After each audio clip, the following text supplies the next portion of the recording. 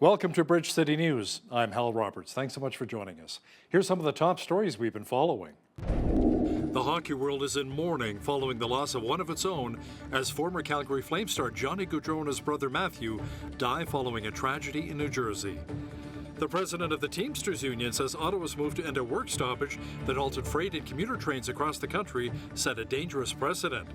And we hear from some of the nominees who are vying to become the UCP candidate for Lethbridge West. Your nation, your province, your southern Alberta. From the heart of Lethbridge, it's Bridge City News with Hal Roberts. Thanks so much for joining us. Well, we begin our show today with some tragic news from the hockey world. Former Calgary Flames superstar Johnny Gaudreau and his younger brother Matthew were both killed while riding their bicycles in their home state of New Jersey on Thursday night. Their pair were there to take in their sister's wedding, which was to take place today in Philadelphia. Police say the 31-year-old Gaudreau and his 29-year-old brother were hit from behind by a suspected impaired driver. The driver was arrested and charged with 2 counts of death by auto. Johnny Gaudreau spent almost a decade with the Calgary Flames organization, the team which drafted him. His career highlights included a 115-point campaign in Calgary, along with scoring the Game 7 winning goal in overtime against the Dallas Stars in the Stanley Cup playoffs a few years ago. He was most recently playing with the Columbus Blue Jackets organization. Johnny Gaudreau and his brother Matthew, gone far too soon. Members of the Lethbridge Hurricanes shared their reactions at training camp in light of Gaudreau's passing. As Johnny Gaudreau was a member of the Calgary Flames, a number of players and staff share personal connections from his time here in southern Alberta. Yeah, actually, I'm a Flames fan, and I have a couple Johnny Gaudreau jerseys, so it's kind of it's sad seeing that happen. I'd say somewhat to me. I mean, of course, I watched him growing up, and I don't want to speak too much on it, but I know that our coach Bill Peters had coached him for a long time, so I don't want to speak on his behalf, but yeah, I'm sorry for that loss, and that's terrible news coming this morning. It's obviously really sad. I mean, he's a big name guy that has been inspirational to a lot of hockey players. I think we've gone about our business, but I think all of our guys in the room, including staff, have learned a lesson about living in the moment and making the most of every day, and loving your loved ones closely. And I think us as an organization, I think anybody that leaves here knows how much we care about each other, and I think we just took that another step today, showing how much we care and love each other, and made sure everybody felt supported. And while with training camp underway, the Lethbridge Hurricanes are shaping up to start their preseason. Training camp rosters of 53 total players were announced on Wednesday and will remain for the duration of camp until Sunday. Fans can come and watch practice sessions for free and are encouraged to bring along a donation for the food bank. Their first preseason game is this coming Tuesday versus Medicine Hat at the visitlethbridge.com arena. The different training camp this year with the smaller roster size has been really good.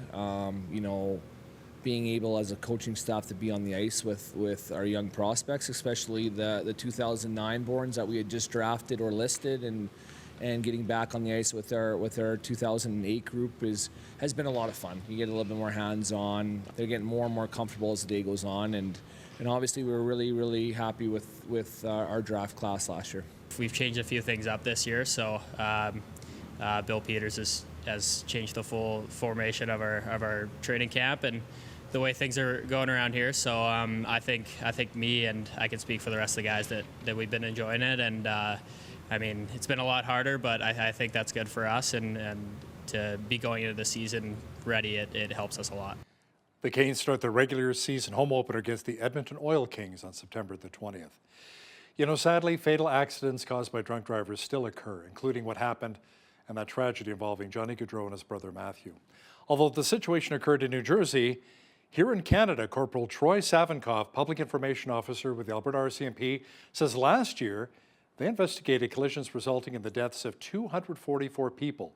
He says of those, alcohol is suspected to be a factor in 24% of the cases. He says drinking and driving is still an issue.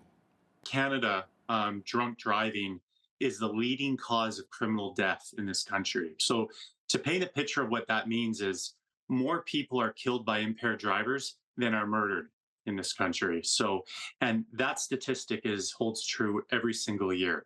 When I charge an impaired driver and we go to court, I always hear the same arguments, that the driver didn't mean to cause injury or hurt anybody. Over the last decades, there has been a fairly steady decrease in the amount of fatalities where impaired driving is the cause. We use check stops as both a physical and a physical deterrent. We're asking drivers to do what's right. Ahead of the Labor Day long weekend, the RCMP is asking drivers to keep safety in mind, which includes not to drive impaired, follow the speed limit, and don't drive while you're tired. As you've heard on Bridge City News, the UCP now has 3 nominees vying to become the sole candidate for the Lethbridge West riding. There are City Councillor John Middleton Hope, Realtor Shauna Greninger, and Aaron Leclerc. Now, Leclerc is a former constituency office manager for both MLA Nathan Newdorf and MP Rachel Thomas. We asked her, a married mother of 4, why she decided to throw her hat in the ring and why she feels she's the best candidate. At the time, there was one person running for the nomination, and I just thought, Lethbridge West, I feel really deserves a candidate that is wants to serve them. And so with that, they should have choice. I mean, this is democracy, and I think with democracy, we need choices. I think that because I've been already in the city, I'm keenly aware of the needs that Lethbridge has.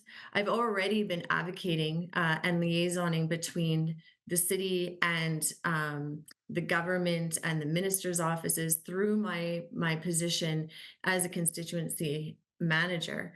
So I feel that I can do the best job, and I can also just hit the ground running. Now, one of the other candidates is City Councillor and former Lethbridge Police Chief John Middleton Hope. He spoke with Bridge City News to share his ambitions and plans as the candidate for Lethbridge West and MLA if he's elected.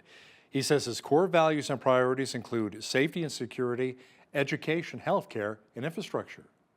The areas that we want to focus on are the areas that we think are the most important to people that are in Lethbridge. And this is based on my time living here in the city, both as a police chief and as a member of city council. There are a number of things that are going on in the city that we really need to pay attention to. What you're going to hear is solutions, both at the municipal level and at the provincial level. And that's where I have the experience.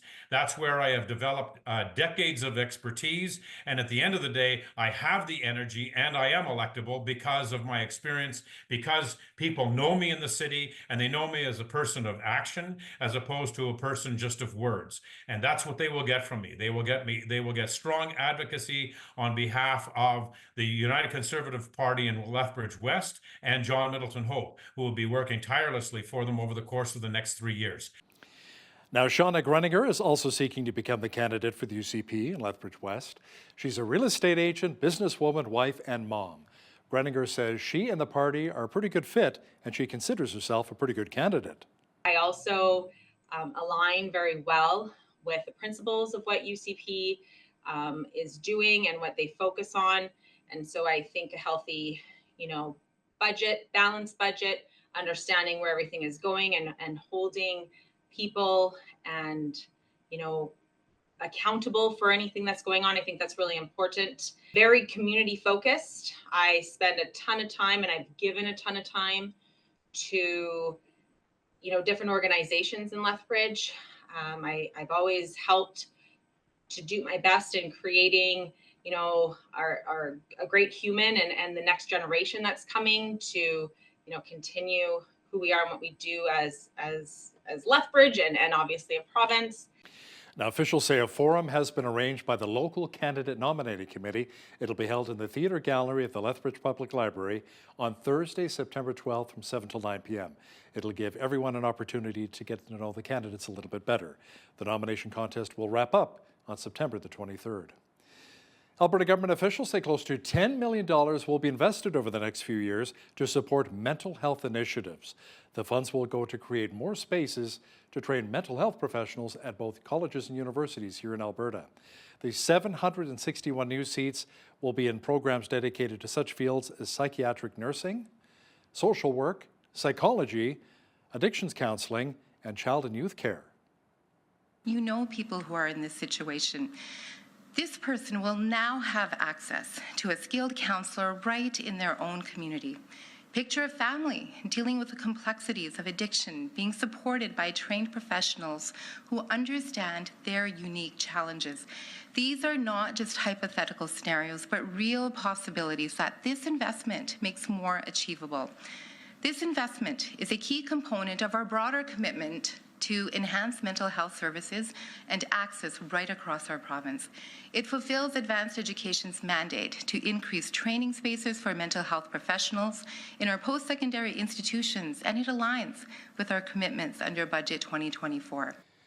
The post-secondaries here in our region, which will receive some of the funding, include the University of Lethbridge for 15 seats and Medicine Hat College for 50 seats.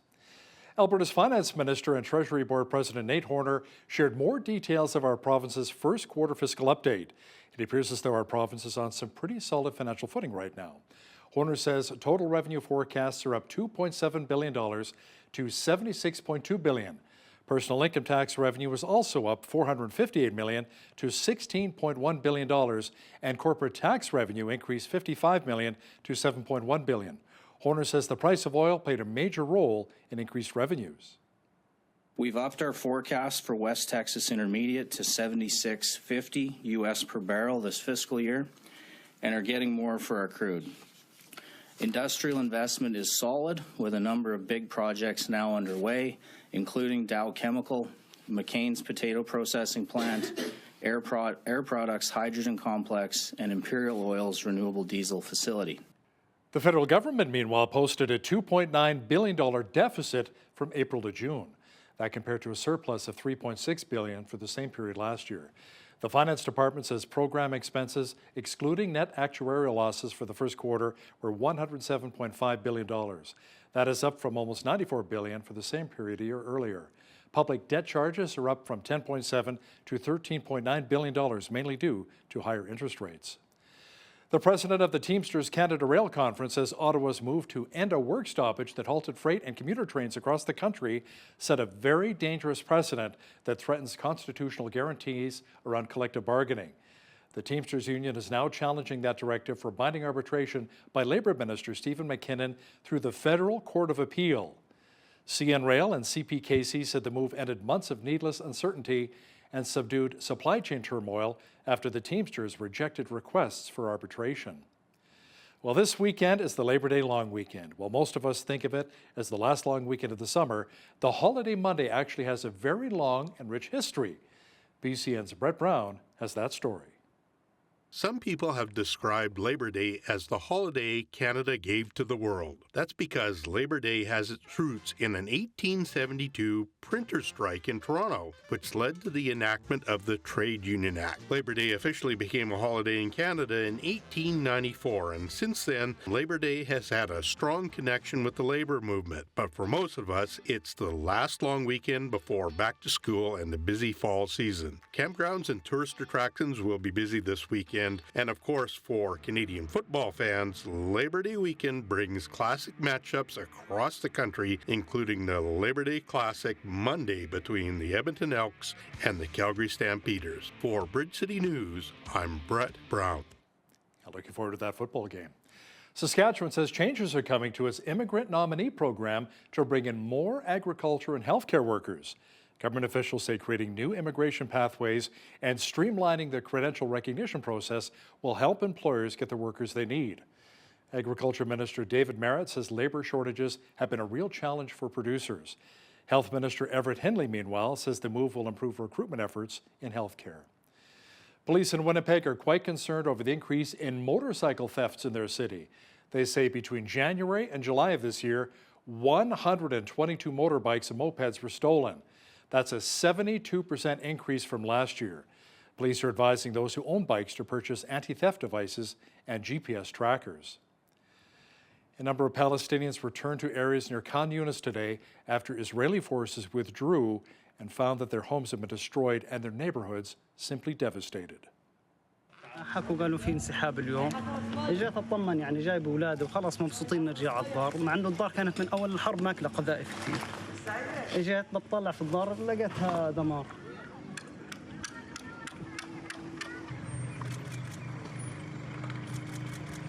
قلنا من 7 أكتوبر لحد اللحظة هذه نزوح من مكان لمكان. طلعنا من الشرق من هنا، طلعنا على رفح، ومن رفح انتقلنا لخان يونس، من خان يونس انتقلنا هنا. بيجي يعني حركة إيش بدي أقول لك، لا يعد ولا يحصى نقلنا. واللي انت شايفه كيف الوضع اللي احنا فيه والبهدله اللي احنا فيها، حاله يرثى لها الصراحه. يعني من فقدان، من بيوتنا، من اهالينا، من اخواننا، من اعزائنا، من جيراننا. يعني صراحه انا ماشيه يعني شعور لا يوصف. Another Israeli hostage has been freed following a rescue mission involving the Israel Defense Forces inside of Gaza. According to TBN Israel correspondent Yair Pinto, the 52-year-old was rescued from inside of a Hamas tunnel. Bedouin Israeli Kaid Farhan El-Kadi home to his family and dismantle the lies that Hamas is telling about this story. Meanwhile, the IDF has deployed large forces to Judea and Samaria, as well as increased air patrols over the region. 2 terrorists were eliminated in Jenin overnight Tuesday, while several others were eliminated by airstrikes in the Bekaa Valley of central Lebanon. While all of this is going on, Iranian officials keep making threats to attack Israel, and the United States is deploying additional forces to the Middle East to try and deter Iran from following through on those threats. A very special dinner honoring our veterans will be taking place at the Royal Canadian Legion General Stewart Branch here in Lethbridge on September the 15th. It'll kick off National Legion Week.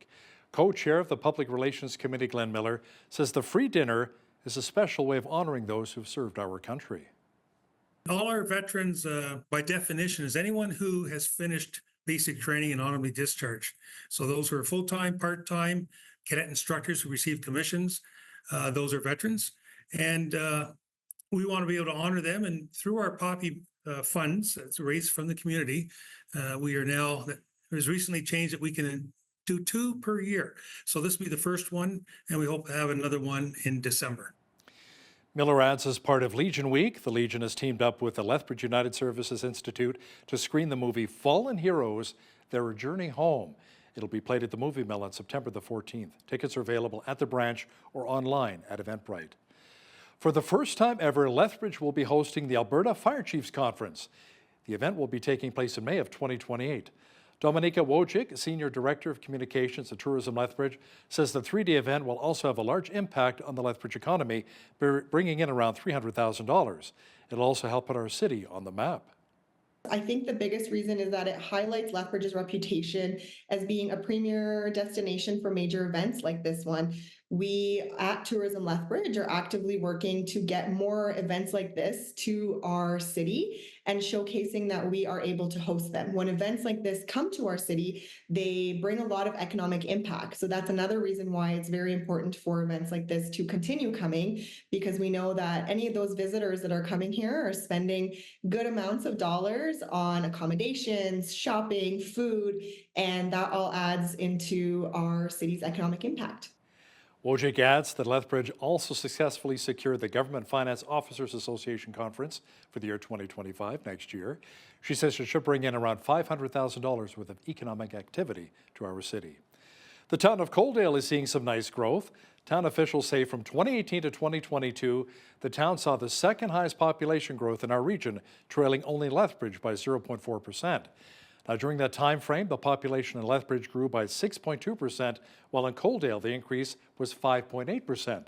The provincial average was 4.3%.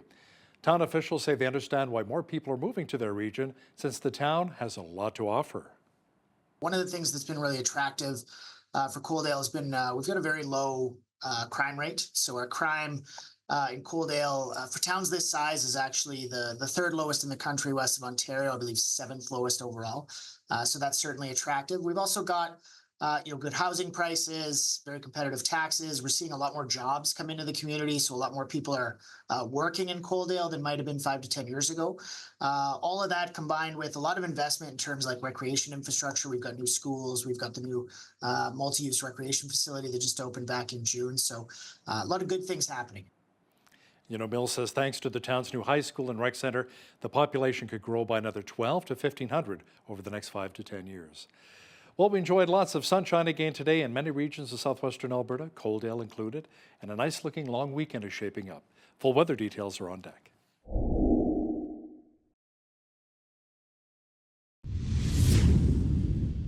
We enjoyed lots of heat and beautiful sunshine again today across much of southwestern Alberta.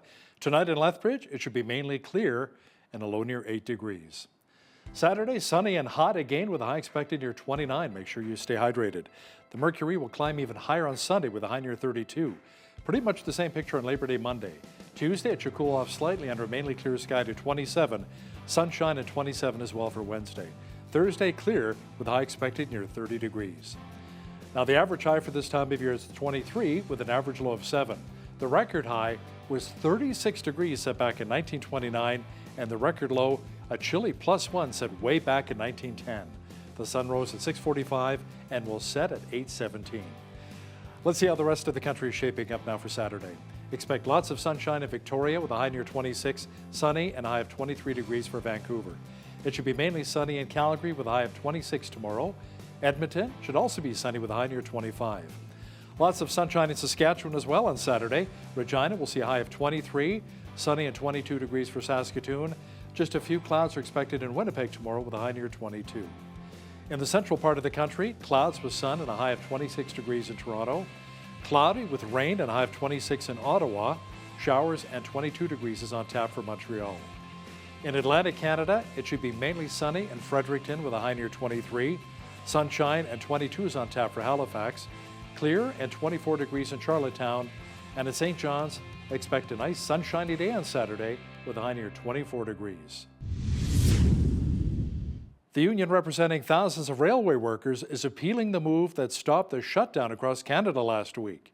The Teamsters Union is filing with the Federal Court of Appeal challenging the directives for binding arbitration issued to a labour board by Federal Labour Minister Stephen McKinnon. This follows the lockout of 9,300 workers by both CN Railway and CPKC. The back-to-work directive came less than 17 hours after the lockouts began. The union is seeking a judicial order quashing the minister's directives and the Labour Tribunal's decisions related to CN and CPKC. Skyrocketing land prices is making life a lot more difficult for young producers to expand in Saskatchewan. 43-year-old farmer Will Robbins, who farms southwest of Saskatoon, says high prices are making things very tough right now. He says more land means additional debt that would take far too long to pay off. Other farmers say that the situation also created a boon for older farmers looking to sell and retire. Farm Credit Canada's Farmland Values report says prices in Saskatchewan grew by more than 15% last year. A hectare in the province sells for between $6,000 and $16,000. BC Premier David Eby says the fate of a fruit growers cooperative is in a judge's hands as it seeks creditor protection. The province, however, is still committing millions to a program to compensate farmers after large drops in their income. The BC Tree Fruits Cooperative has filed for creditor protection in British Columbia Supreme Court. Court documents show it has more than $58 million in debt. The cooperative has been serving fruit growers in BC for close to 90 years. Its closure would leave farmers with few options to store and refrigerate their crops, just as apples are being picked from the trees right now. Now here's a look at today's markets. The TSX was up 118 points on the day to finish at 23,346. The Dow was up 228 points to 41,563.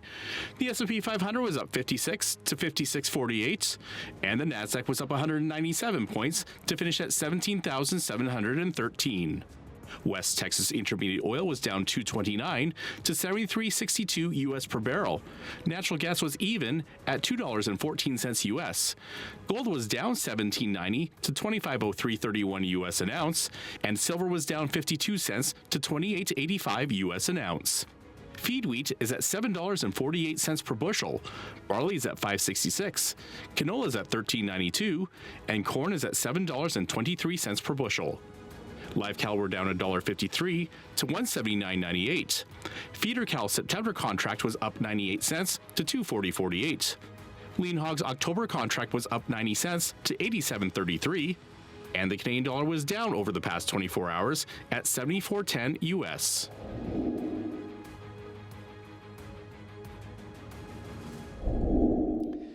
Recapping one of our top stories, Former Calgary Flames superstar Johnny Gaudreau and his younger brother Matthew were both killed while riding their bicycles in their home state of New Jersey on Thursday night.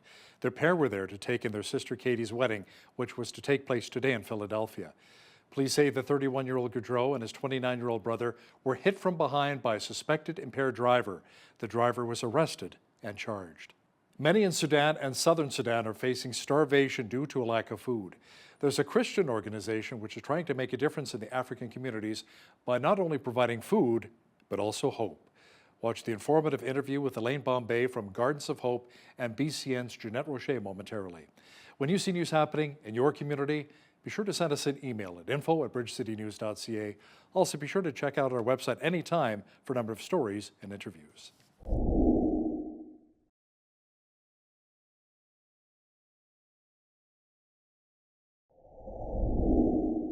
You know, we've been focusing so much on Russia, Ukraine, Israel, and Gaza in the news lately. It's easy to forget there are also other countries experiencing their share of problems. For instance, the nations of Sudan and South Sudan continue to endure unrest with their ongoing war and famine, and millions of people there face starvation and poor health.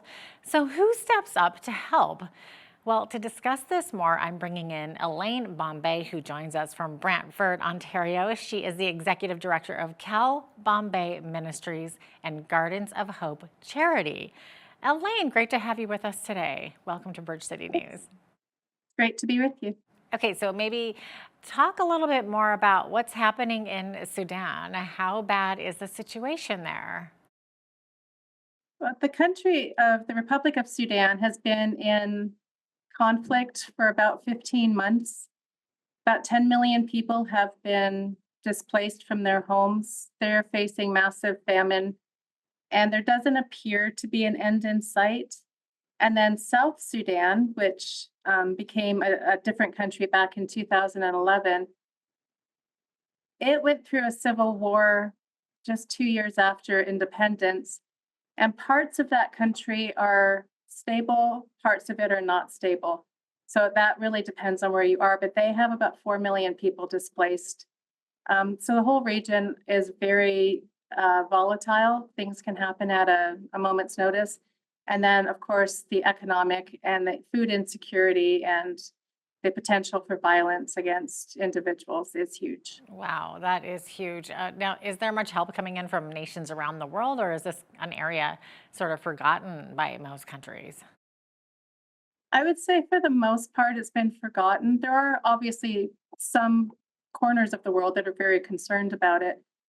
But where we work with, which is with primarily South Sudanese refugees, the UNHCR, which is the UN's refugee agency, is severely underfunded for all of the crises around the world. And for our particular situation, they have only gotten about a third of the funding they need for this year. So that has obvious impacts into the kinds of programs that they're able to offer the refugees.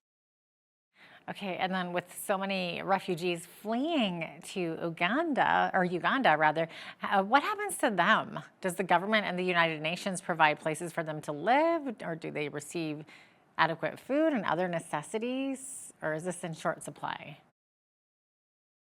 I mean, let me just say that I think the Ugandan government does an amazing job with their refugee response. They welcome anybody who needs a place. They provide about 30 by 30 meter plot of land that's been donated by the local communities. They are given a tarpaulin and some wood so that they can start building a home. And they're given blankets and cooking pots. It's not a lot, but it will get people started. But it is in short supply, again, because of that underfunding. They don't get a lot of food. In fact, the refugees are getting 3 kilos of food a month. And just to show you what that looks like, this is what 3 kilos looks like. If you go to the grocery store, that would be 2 bags of beans and a bag of cornmeal for a month. It's not enough food. And that's for a family? That's per individual. Per individual. So if you have a family of 5, would you get 5 of those? Yeah. But if somebody in your family is employed, then nobody in your family gets food. Oh my gosh. Well, that's terrible. Gosh, these people are just going through so much. So maybe, Elaine, tell us about your ministry, Gardens of Hope. And when did your father, Cal Bombay, get this started, and how does it help refugees? What's the connection there with these refugees? He started Cal Bombay Ministries 20 years ago when what was then Sudan was drawing to the end of its civil war. And the refugees were starting to come back into the country, and he wanted to grow food so that those refugees would have something to eat and create an economy that they could, immediately take part in. Then when the next civil war started in 2013, and the people that we were working with started to go into Uganda. So by 2017, the area that we worked in, which is called Kajukeji, was pretty well emptied out of people.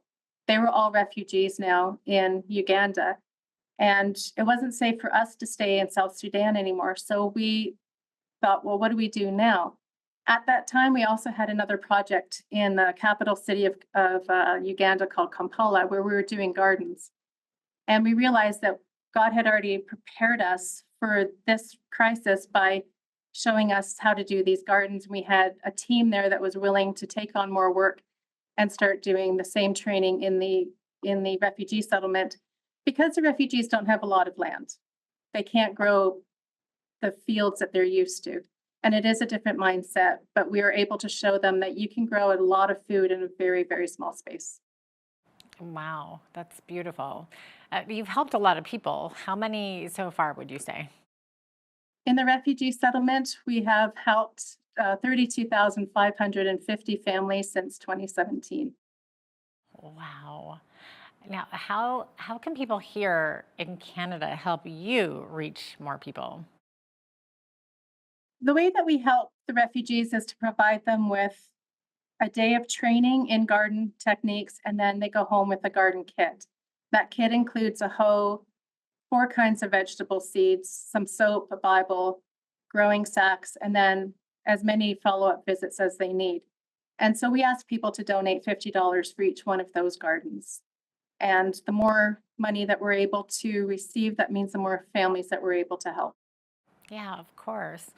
Now, you have an ongoing outreach in the needy areas of the city of Kampala, and I hope I'm pronouncing that correctly, but it's called the Urban Farming Project. So can you share what's happening there? We've been working there since 2013, doing the same garden project, but the people in what we would call the slum areas, they get even less land. Some of them only have a couple square meters. But again, you can grow food even in a couple square meters.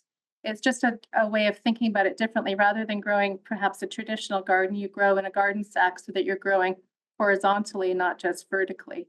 So we've been able to assist about 4,000 families in those years. And we're seeing a lot of people go from not being able to eat every day to actually having small businesses where they're selling their excess food. Wow. Wow, that's incredible. I mean, that in itself is a success story, but can you share any other success stories from South Sudan or Uganda about people rising out of poverty?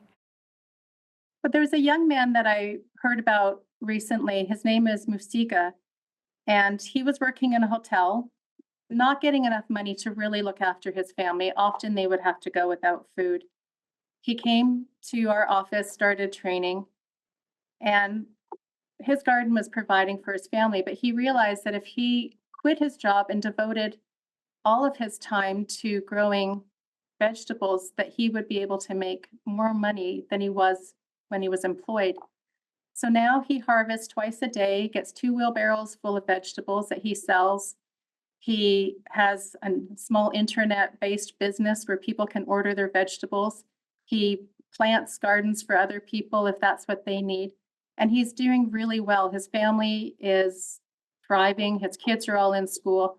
And that to me is when we see success, that he's taken a tiny seed that we gave and created something for himself out of that. Wow, I love how he's sort of, embarking on that e-commerce part of that as well. That's really cool. Now, Elaine, your ministry not only wants to see physical needs taken care of, but also the emotional and the spiritual needs. So tell us how you're partnering with Good Friends Church. Good Friends Church has been with us since the time that we were working in South Sudan. Obviously, when the war happened, Pastor Duku Skopis replanted the church in the refugee settlement. And they are, you could call it the spiritual arm of Cal Bombay Ministries. We work with them to provide trauma healing, to equip pastors to have more skills themselves, because a lot of these pastors have never really been to theological school. They saw a need and they started pastoring. So we're partnering with organizations like Galcom International to provide audio Bibles for women and older people who can't read. We're looking at other organizations to come in and fill the gaps that we don't have, but also using Good Friends Church as a launching pad so that we can work with all of the churches to make sure that the pastors are equipped to minister to the people that they're dealing with. The settlement that we're working in is 137,000 people. That's 137,000 people who've gone through unspeakable trauma. And so we want to reach them with help. So it's not just ministering to their physical needs, but if there's ever going to be a successful nation of South Sudan, those people need to know healing and wholeness in their lives. Yeah, well, just as you mentioned, I would imagine there are many psychological and emotional issues that refugees have to deal with because of the war and everything that they've been through. So how are they coping with all of that? A lot of them are not coping well. And the last rainy season, when the rations had been cut down to those 3 kilos, there was a lot of despair because during the dry season, you can't grow food. There's just simply no rain for about 5 months. And that leads obviously to a lot of negative emotional things, like a lot of drug abuse and alcohol abuse, violence within the families increases, and suicides go up. So if we can help people with food, then they'll have enough food that they can put away some for the dry season, and then also help them to deal with those emotional issues. And they tell us that having the Bible makes a big difference because now they can sit and listen to God's word or read it for themselves and find comfort and hope. And that's why we call it Gardens of Hope, because gardens and hope need to go together. Yeah, are you seeing huge changes among these refugees as they're getting these Bibles given to them and they're hearing this message? The churches are growing, especially with the audio Bibles. Within the first week, I was hearing stories that people were starting to come to church because maybe the lady came and she just plays that Bible all day long. People come and sit down in the evenings, the neighbors will gather together, and they're starting to study the Bible together and to talk about issues. The pastors will go and visit them and sit down and mentor those little groups. And so we are seeing people who are finding the help that they need, and we want to do more. So we will be bringing in more organized training, if you will, to help those pastors take that a step further. Wow. Can you maybe explain to our viewers how simple it is to help change lives? What can we do, Elaine? A garden is the most simple thing in the world. And yet it changes lives because it's not just giving them some vegetables. They can sell those vegetables and get fees for their school children, to buy medicine, to buy the things that they need. So planting a garden really does change a life. And as I mentioned before, we equipped the people, we give them training, we give them the tools, and each of those gardens is $50, and it absolutely changes a life. Isn't it amazing how it just all starts with the basics? Get them some food, and that might help depression, and it will definitely help flourish a family, and not just through nutrition, but also turning around and growing and selling. It's incredible what you're doing. Thanks so much for sharing this with us today, Elaine. My pleasure. Elaine Bombay is the Executive Director of Cal Bombay Ministries and Gardens of Hope charity.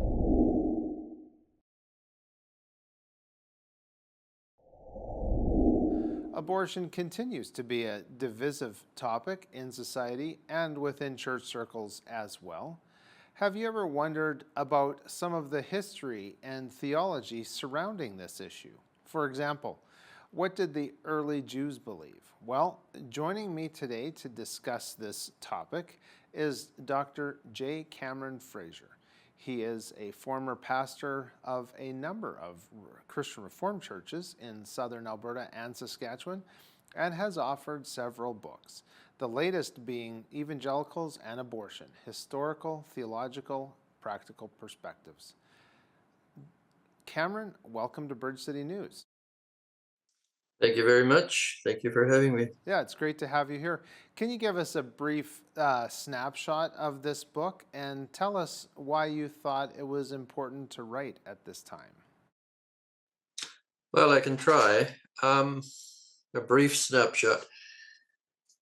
Perhaps I could begin by pointing out that I'm a doctor of ministry, not of medicine, in case anyone thinks that. You've introduced me as a former pastor or a retired pastor who comes at the abortion issue from an admittedly religious point of view.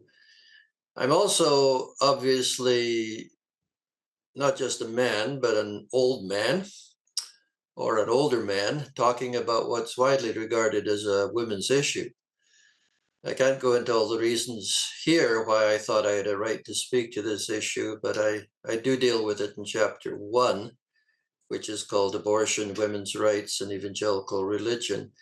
And the foreword is written by Christy Johnson, who grew up in one of my congregations and is now a psychologist who's worked with women experiencing all kinds of pregnancy-related grief, including before and after abortion. It's divided into 3 main parts. There's historical, theological, and practical. The historical section details a little-known history of how evangelicals got involved in the abortion issue, which was once thought to be mainly a Catholic issue. Catholics, of course, are still heavily involved in the pro-life movement, as well as some of them on the other side through an organization called Catholics for Choice. Famously, President Biden and Prime Minister Trudeau are both pro-choice Catholics.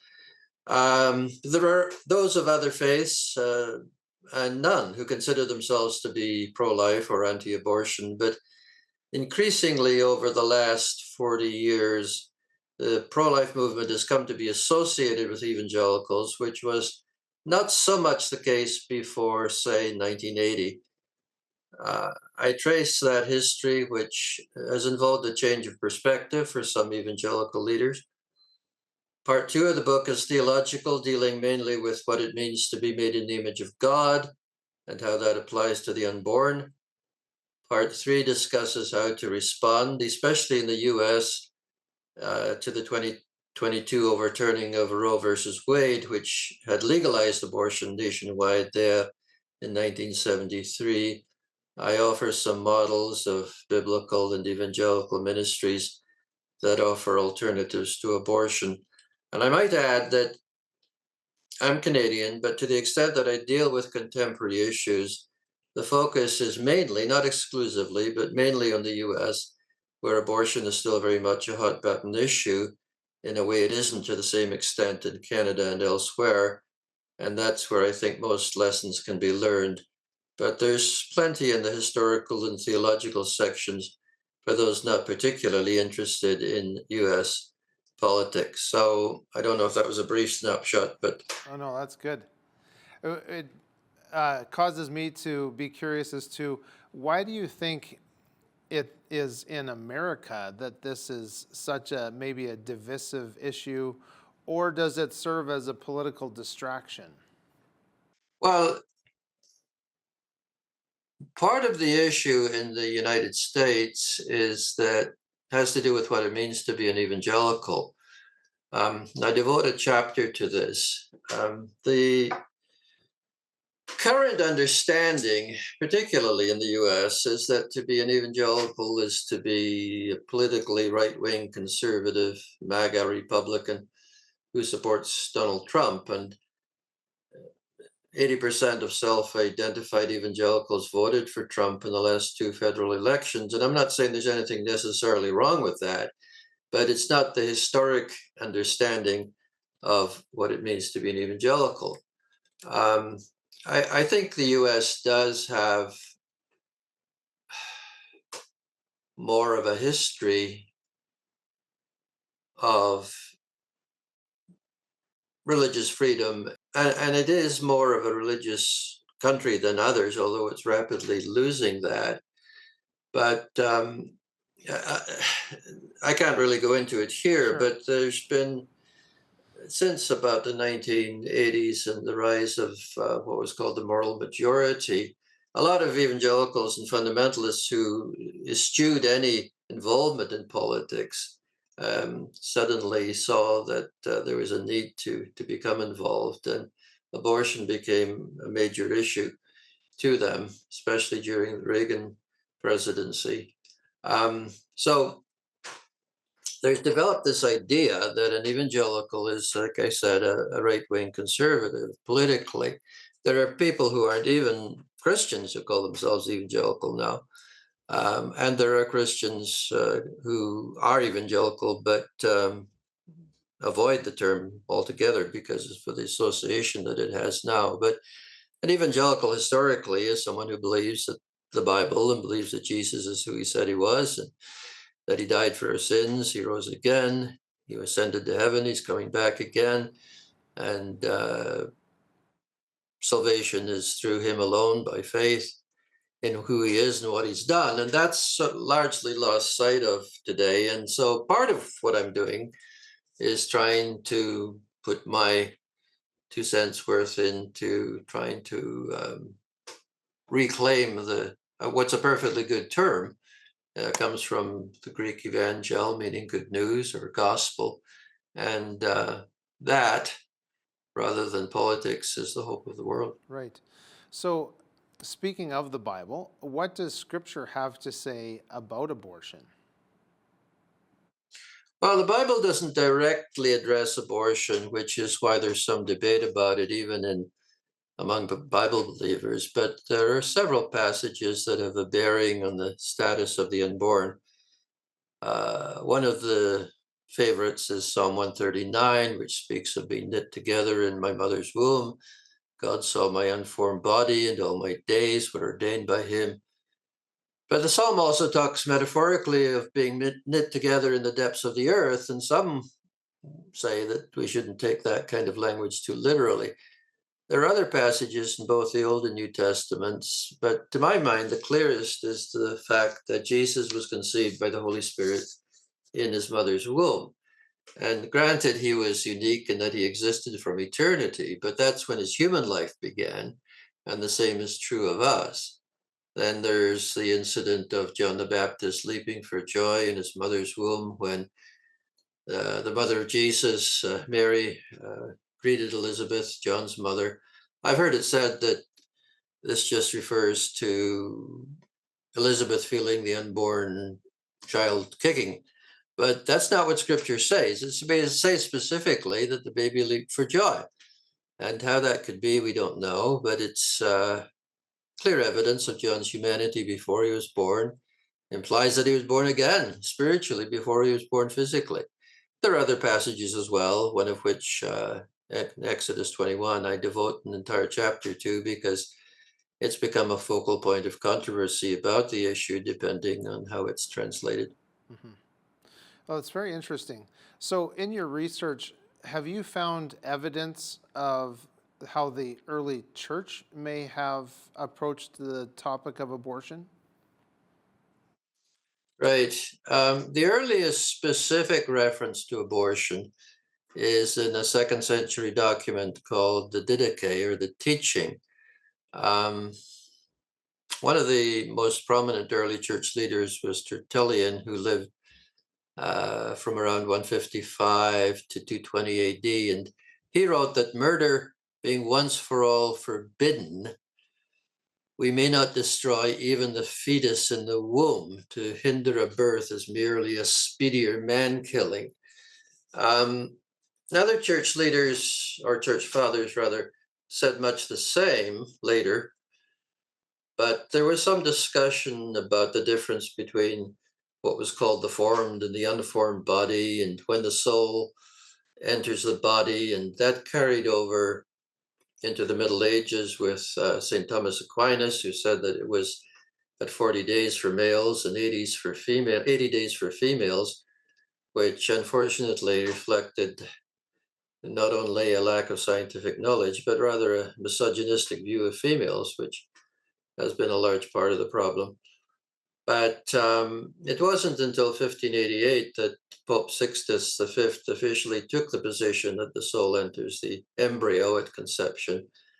But this question of when the soul entered the body resurfaced in the 20th century debates among evangelicals. And my view is that body and soul are inseparable and belong together from conception, but you'd have to read the book to see how that argument is developed. Oh, that's very interesting, that the spark of life, I guess that's even like speaking esoterically, of the soul coming in when the fertilization happens, that spark of life.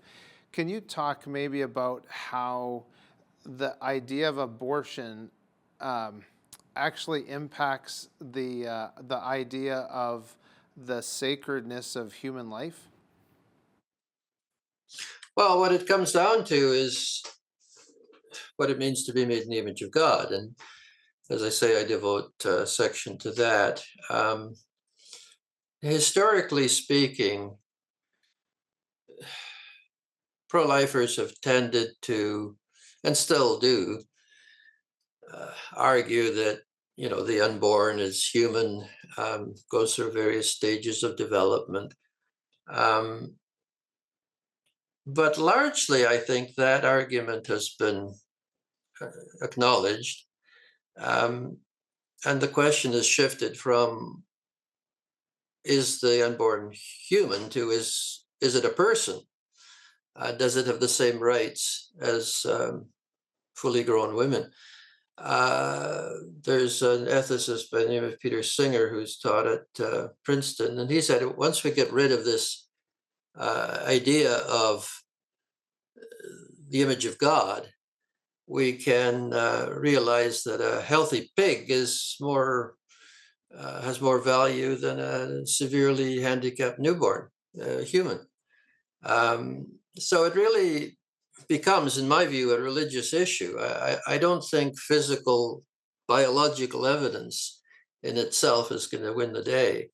And, you know, we often hear in pro-life circles that we're made in the image of God, that the unborn are in the image of God, but that's seldom defined as it applies to the unborn. And there's a whole history of different views.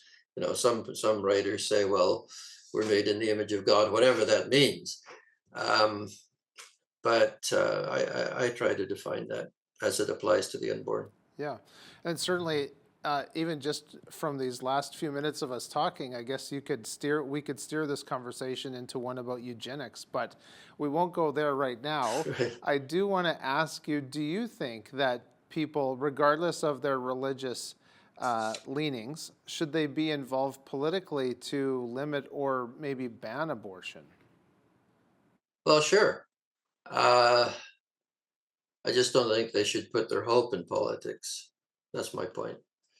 I think we need a spiritual transformation. I think if you look at the U.S. today and the backlash to the ending of Roe versus Wade, there's been a huge backlash, and it's become the Democrats who are basically pro-choice. Well, they are pro-choice. They consider it to be an election issue that they have on their side. And the reason for that is that you can't legislate morality. There has to be a change in the spiritual condition of society before legislation works. Yep, that's a very good point. So just before we wrap up here, obviously the Roe versus Wade Supreme Court decision still weighs on people's hearts and minds. So where do you see the abortion issue going over the next few decades?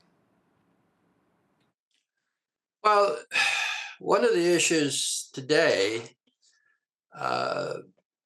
is that abortion has become, or the majority of abortions that are performed today are medically self-induced. In other words, women can use pills at home without going to an abortion clinic. And so it becomes difficult to quantify that. Depending on who you talk to, there are statistics that show dramatic reductions of abortion in some states, but increased abortions in others. Women are able to travel from more restrictive states to other ones, and they are. There are those who are helping them do that. I think increasingly up to about 10 weeks gestation, and most abortions are performed by the 12th or 13th week. There are later ones, but there's less of those. And that's another issue by itself. But yeah, I think it's going to become increasingly self-medicated, and that's going to make it more difficult to quantify. And other than that, I don't see much hope for change without the spiritual transformation or revival I just spoke about. And as I said, it's a debate that won't be resolved by science, but by underlying beliefs about what it means to be a person made in the image of God. And that's a profoundly religious question. I think, the one criticism of pro-lifers is that they're religious fanatics. Well, not everybody who's pro-life is religious, but most are. Many of them are evangelicals. I think we should just frankly acknowledge that and say we're coming at it from a religious point of view, and we need spiritual change. Yeah, absolutely. Well, thank you so much for being with us today, Cameron. My pleasure. That was Dr. J. Cameron Fraser. He is the author of Evangelicals and Abortion: Historical, Theological, and Practical Perspectives. It is available by emailing sosbooks@ymail.com or at amazon.ca. I'm Michael Clausen. For all of us here at Bridge City News, thanks for watching.